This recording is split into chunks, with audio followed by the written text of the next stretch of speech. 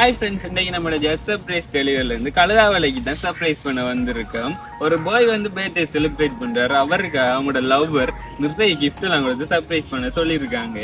வாங்கி இதெல்லாம் கொடுத்து சர்ப்ரைஸ் பண்ணும்போது அவரோட ரியாக்ஷன் எப்படி இருக்குன்னு பார்க்கலாம்.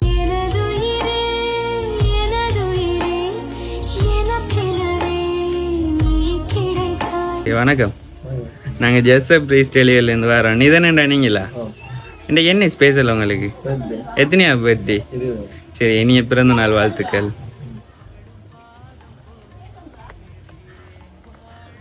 சரி, யாரு சர்ப்ரைஸ் அனுப்பியிருப்பாங்க உங்களுக்கு?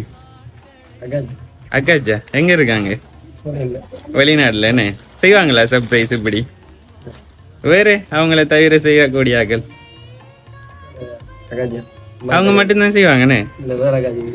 வேற அக்காச்சும் இருக்குண்ணே. அவங்களோட பேர் என்ன? சரி, பாய் செய்ய மாட்டாங்களா? அவரும் வெளிநாடு தானே? வெளிநாட்டுல இருந்தா வந்திருக்கு உங்களுக்கு. ஆனா அக்காவும் செய்யல.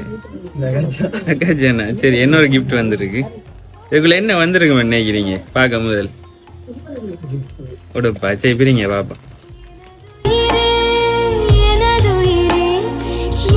என்னென்ன ட்ரெஸ் வந்திருக்கு?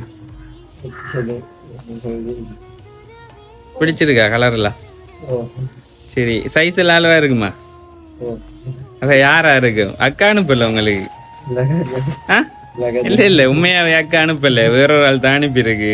நாங்க லாஸ்ட்ல சொல்லுவோம் யாருன்னு. இங்க இருந்து செய்ய மாட்டாங்களா? அப்ப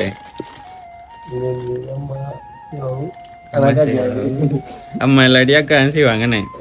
வேற வெளியில யோசிச்சு பாருங்களேன், உங்களோட சொந்தத்தை விட்டு. இல்லையா? சரி, அடுத்த கிஃப்டையும் பிரிச்சு பாருங்க.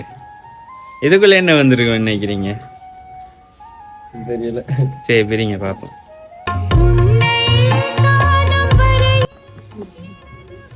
வெளியில எடுத்து பாருங்க. அப்போ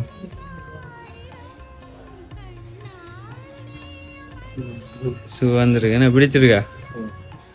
யாரும் சொன்னவங்களா இப்படி ஷூ வாங்கி தர பர்த்டேக்கு? அக்காச்சா நான் சொன்னவங்க. உங்களுக்கு செய்தது வேறொரு ஆள், நீங்க இன்னும் கண்டுபிடிக்கல. சரியா?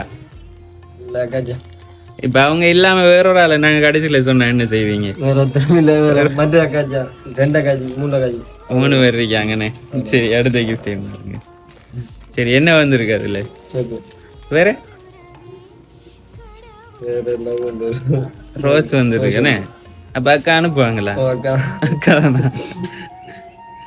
சரி, இப்ப லாஸ்டா பிரேம் ஒன்று இருக்கு. சரி, இப்ப நீங்க சரியா சொல்லுங்க. அப்ப இன்னும் சொல்லல நீங்க.